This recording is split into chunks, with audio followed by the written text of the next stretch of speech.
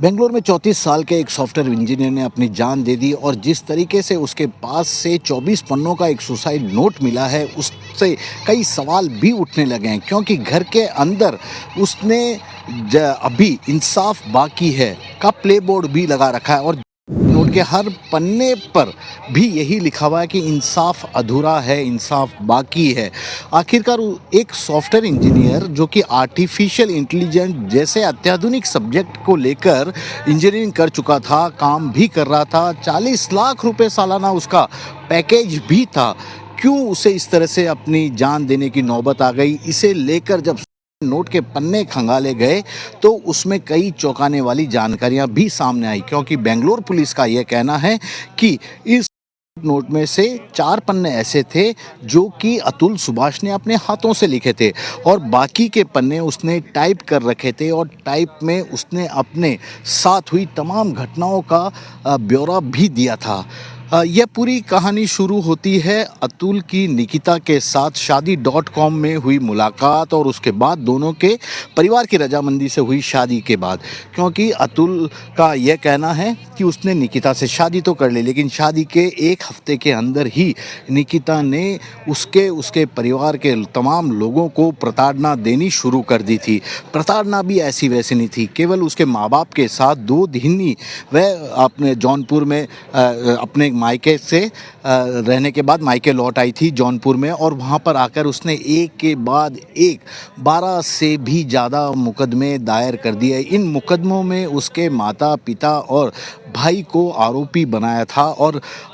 आरोप भी ऐसे थे 498A यानी कि प्रताड़ना, दहेज प्रताड़ना, इस तरह के जो घरेलू मामले आते हैं हिंसा से जुड़े उस धाराओं के तहत ये पूरा मामला निकिता ने अतुल के खिलाफ दर्ज कराया था। अतुल का यह कहना है कि वह बेंगलोर में पोस्टिंग था, बेंगलोर में नौकरी करता था, सॉफ्टवेयर इंजीनियर था, आर्टिफिशियल इंटेलिजेंस जैसे बड़े विषय पर वह काम कर रहा था। तो ऐसे में जिस तरह से उसके खिलाफ इतने सारे एक के बाद एक मुकदमे निकिता और उसके परिवार के लोगों की तरफ से दर्ज कराए गए थे, उसके चलते साल में उसे केवल 26 से 27 छुट्टियां भी ही मिलती है, लेकिन वह 40 से ज़्यादा पेशियां जौनपुर के अदालत में जाके अटेंड कर चुका है। उसके परिवार यानी कि माता और पिता और भाई की यदि बात की जाए तो वो 120 से भी ज़्यादा पेशी अटेंड करने अदालतों के चक्कर काट चुके हैं, परेशान हो चुके हैं। ऐसे में क्यों उसे प्रताड़ित किया गया था और जितने भी मामले में, जितनी भी धाराओं में उसके खिलाफ मामले दर्ज कराए गए थे निकिता और उसके परिवार के लोगों की तरफ से, एक आरोपों का अतुल की तरफ से अपने नोट में पूरा जवाब लिखा गया है और बताया गया है कि उस पर दहेज प्रताड़ना का आरोप था कि निकिता का आरोप, जो उसकी पत्नी थी उसका आरोप था कि उसने 10 लाख रुपए दहेज के मांगे। अतुल का ये कहना था कि उसका सालाना पैकेज ही 40 लाख रुपए का है, तो कैसे वह 10 लाख रुपए का डिमांड कर सकता है दहेज की। मारपीट का आरोप लगाया था, लेकिन अतुल का ये कहना है कि बेंगलोर में जहाँ वह रहता है मंजुनाथ एनक्लेव में, उस जगह के इलाके में यदि जाके लोगों से, पड़ोसियों से बातचीत की जाए तो इस तरह की कोई घटना कभी सामने कोई भी किसी ने न तो सुनी थी न देखी थी। तो अतुल ने इन सभी आरोपों का जवाब दिया और जब निकिता और उसके परिवार वालों से इस पूरे मामले पर सफाई मांगी गई तो उनका यही कहना था कि वे अपने वकील से बातचीत करने के बाद ही जवाब देंगे कि क्यों अतुल ने जान दी। जिस तरह की बातें उसने नोट में लिखी, आखिरकार उसमें कितनी सच्चाई है, किस तरह का जवाब उनकी तरफ से है, तो वे फिलहाल इस पूरे मुद्दे पर कुछ भी बोलने को राजी नहीं है। लेकिन अतुल का यही था कि उसे इंसाफ जब तक नहीं मिलता तब तक उसकी अस्थियां विसर्जित ना की जाए। ये अपने आप में बड़ी बात उसने नोट में लिखी है। साथ ही यह कहा कि उसके और निकिता से उसका एक बेटा है और निकिता उस मासूम बच्चे की आड़ में उसे लगातार पैसे के लिए प्रताड़ना कर रही थी, लगातार मामले दर्ज करा रही थी और उसे एक तरह से एटीएम समझ लिया था। जब भी ज़रूरत पड़ती उस बच्चे की आड़ में वह उससे किसी न किसी बहाने से पैसा ऐंठ लेती थी। अदालत में जब ये मामला पहुंचा तो अदालत ने भी उसके पक्ष को सुने बिना उसे 40,000 रुपये प्रतिमाह बच्चे के भरण पोषण के लिए देने का कहा था। हालांकि निकिता की ओर से 1.25 लाख रुपये उसके भरण पोषण के लिए मांगे गए थे, लेकिन उसका पक्ष सुने बिना एक तरफा अदालत ने यह फैसला दिया। तो उसका, अतुल का यही नोट में लिखा हुआ है कि जान देने से पहले जो पत्र लिखा था उसमें साफ तौर पे लिखा हुआ है कि यदि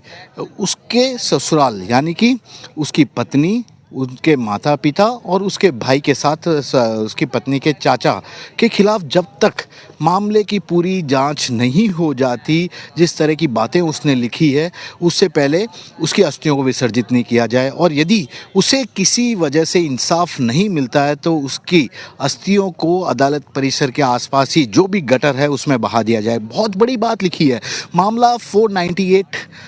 ए से जुड़ा हुआ है। कई बार अदालत भी इस चीज़ को काफ़ी गंभीरता से ले चुकी है कि महिलाओं की सुरक्षा के लिए ये पूरा कानून बना था, लेकिन कई बार इसका बड़े स्तर पर दुरुपयोग भी होता नजर आया, क्योंकि न केवल पति बल्कि पूरे ससुराल वालों को इस पूरे मामले की आड़ में गलत तरीके से फंसाने की बात भी सामने आई। यानी कि सुप्रीम कोर्ट ने भी एक दिन पहले इसी तरह के एक मामले पर अपना फैसला देते हुए एक टिप्पणी की थी कि विवेकपूर्ण तरीके से इस पूरे मामले पर विचार होना चाहिए, इस मामले पर अदालतों को फैसला देना चाहिए। लेकिन अतुल सुभाष का यही कहना है कि जब अदालत से ही उसे इंसाफ नहीं हुआ, एक तरफा कार्रवाई हो रही थी, वह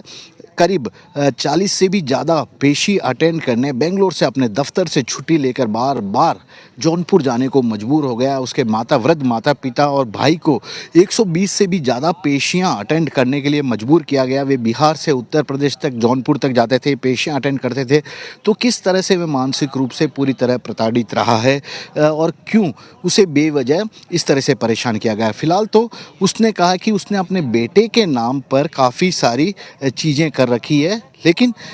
कुछ वक्त बाद उस पत्र को खोला जाए, उसने तमाम चीज़ें लिखी है कि उसने अपने बेटे के नाम पर क्या कुछ कर रखा है, किस तरह के उसके भविष्य को सुधारने के लिए किया कर रखा है। अतुल के पत्र से एक बात तो साफ है, जिस तरह से पुलिस को मिला है, जो क्योंकि बेंगलोर पुलिस ने इस पूरे मामले पर एफआईआर भी दर्ज कर दी है